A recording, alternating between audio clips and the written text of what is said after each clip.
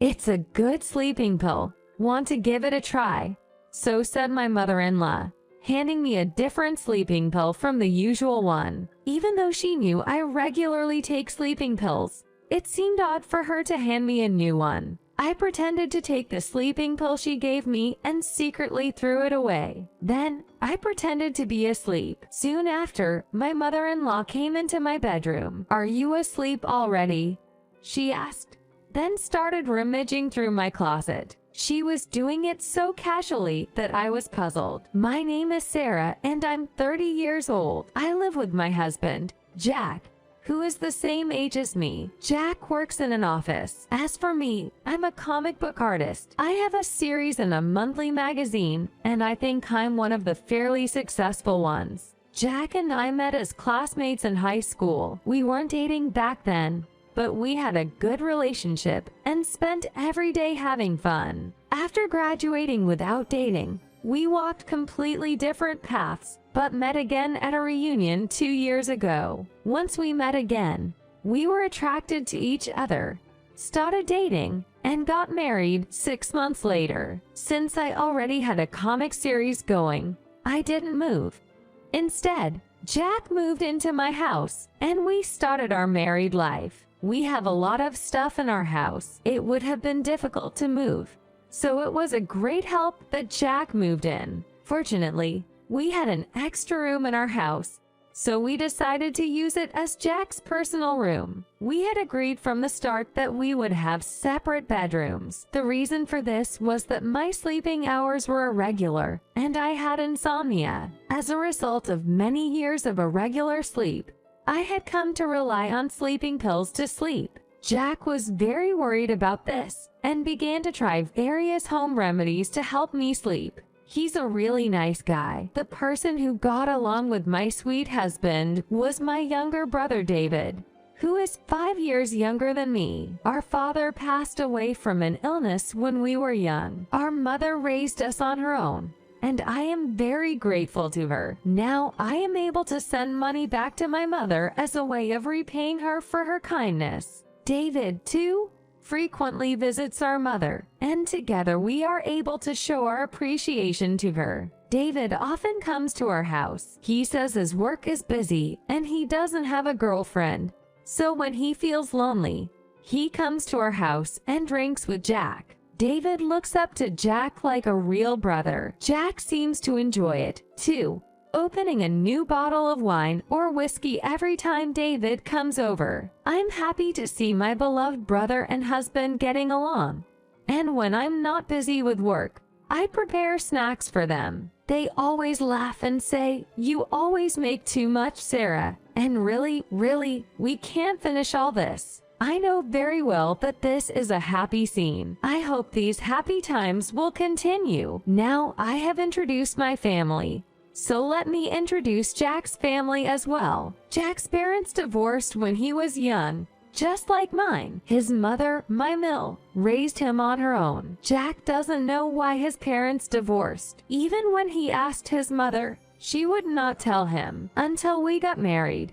Jack had been living with his mother. When Jack moved into my house to get married, his mother told him, "From now on, live your life freely." So now my Mill is living alone in an apartment. The apartment where my Mill lives is about a 30-minute drive from our house. It's not too far, not too close, just the right distance, I think. Occasionally, my Mill comes to our house and we have dinner together. My Mill is good at drinking, and she often drinks with Jack. When this happens, she usually stays over at our house. It wouldn't be an exaggeration to say that nowadays our living room is primarily for my mother-in-law and my younger brother. Despite frequently visiting our home, my brother and mother-in-law hardly ever cross paths. Perhaps to avoid making each other uncomfortable, my brother always makes sure to check before he comes over.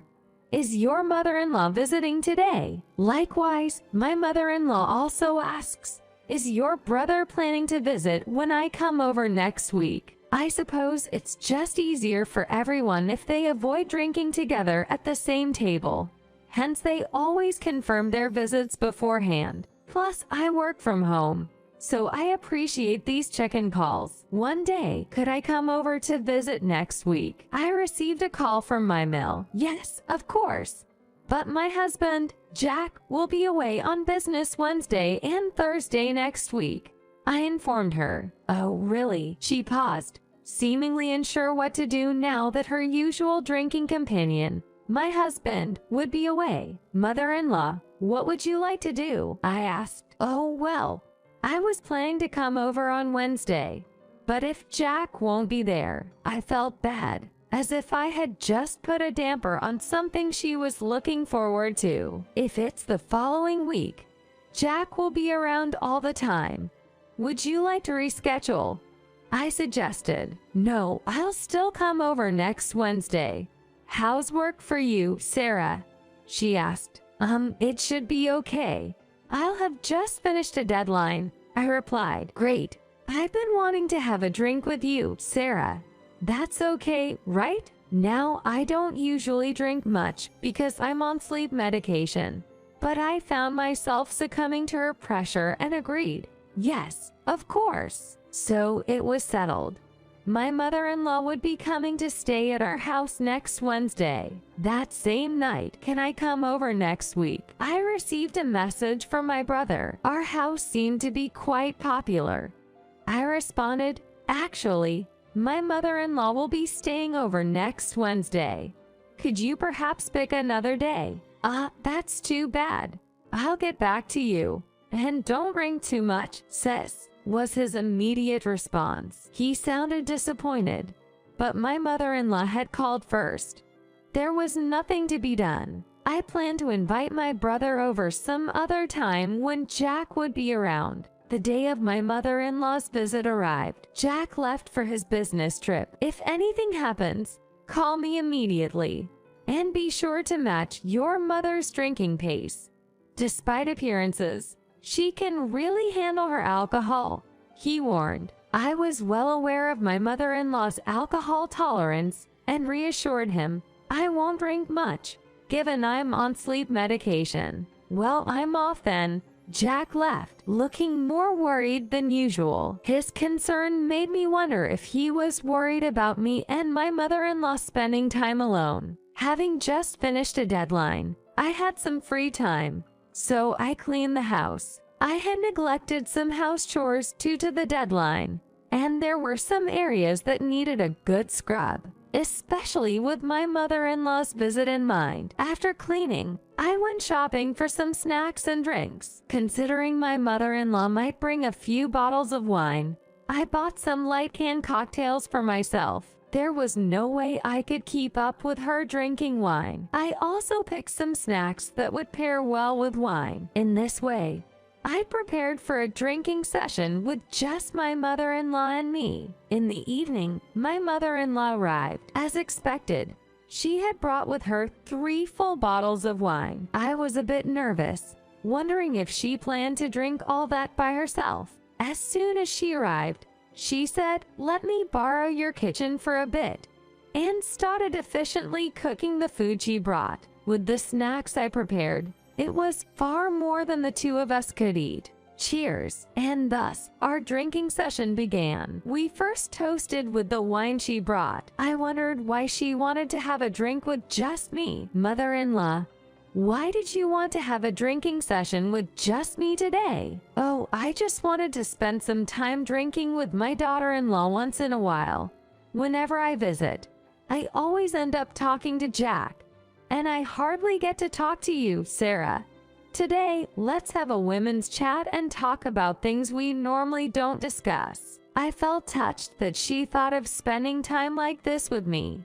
It made me a bit happy. After that, we all continued drinking at our own pace, munching on snacks, and sharing all kinds of stories. In particular, the tales from my husband's childhood were quite entertaining. I had always suspected he was a bit of a rascal, and indeed he was. He even shared some treasured photos from those times. He had brought a few of them especially for today. They were both cute and funny. We were both laughing hysterically. Before we knew it, It was already past 11 p.m. No matter how leisurely we were drinking, it seemed we had had a bit too much. It was about time to call it a night. Then, my mother-in-law took out something. "Sarah, have you overcome your insomnia?" "Well, it's become somewhat of a habit now." "Haha, if that's the case, here, it's a sleep aid. Why don't you give it a try?" And with that, she handed me a pill. "A sleep aid." "Thank you." I said my thanks, but I really wasn't planning on taking it. I wasn't going to impulsively take some other sleeping aid, especially since I had been drinking.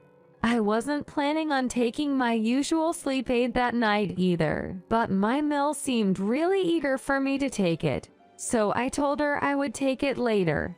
And I took the glass of water and the pill to my bedroom. I pretended to take the sleeping pill from my Mill, but I secretly wrapped it in tissue and threw it away. Then I pretended to go to sleep. Even with the alcohol, I couldn't fall asleep immediately.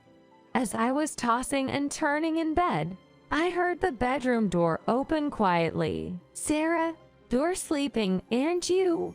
It sounded like she was making sure I was asleep. So I didn't answer and just let the moment pass. Then my Mill approached the closet at the foot of my bed. She opened the closet and began rifling through it. "What is she doing?" I squinted to watch her. She used a small pen light to aid her search, and she seemed quite proficient. After a while, she pulled out my wallet from my bag and took out some cash. "What? This is theft." I almost raised my voice, but I managed to restrain myself. Once I was sure my Mill had moved to another room, I checked my bag again. Sure enough, the money was gone. I thought about secretly following her, but instead, I decided to call someone. 20 minutes later, the person who arrived was my younger brother, David, who was in his police uniform. "Sis, you see, my brother is a police officer on duty at the local precinct. I knew he was working the night shift, so he was able to get there quickly." It seemed like my Mill was still rummaging around the house, so she was apprehended by the police officer who came with David and was arrested on the spot for theft. My Mill was surprised. "Sarah, you were awake." Then she said, "Did you pretend to be asleep the whole time? You didn't take the sleep aid I gave you. It was supposed to be effective." And she was taken away while hurling abuses at me. It was 2 a.m. I thought about calling my husband, but he would be tired from work. But as I was hesitating, David, who was still with me, calmly suggested, "I think it would be best to let your husband know. After all, his own mother has done something like this." So I decided to call him. "Hello, sorry for calling so late. Your mom has been arrested for stealing cash from our house. I thought I should let you know." "What?" On the other end of the call, my husband let out a loud, "My mom stole. Are you serious about this?" "Yeah, I'm serious. If you can't believe it, I can let you talk to David." Then I handed the phone to David. David was no longer the easygoing younger brother.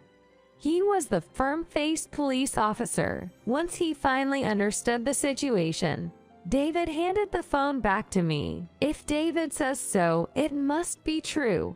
I understand. I'll be back first thing in the morning." And so, it was decided that my husband would return home first thing the next morning. The next day, my husband returned from his business trip just before noon. Then we both went to the police station. At the police station, David, who was off duty, greeted us. Even though his shift was over, he seemed to have waited for us. And that's when we learned the unbelievable truth about my Mill. Your Mill, turns out, she's a habitual shoplifter. She kept insisting she had no family, so no one contacted you. We were taken aback by the shocking news, and there was one person who knew this fact. It was my ex-father-in-law. He divorced my mother-in-law, knowing about her kleptomania. When they separated, she promised him that she would never shoplift or steal again. but she reverted to her old habits after my husband moved out. According to my mother-in-law, I started shoplifting again out of loneliness after Jack wasn't around. I felt alone and ended up stealing. I never thought it would come to calling the police.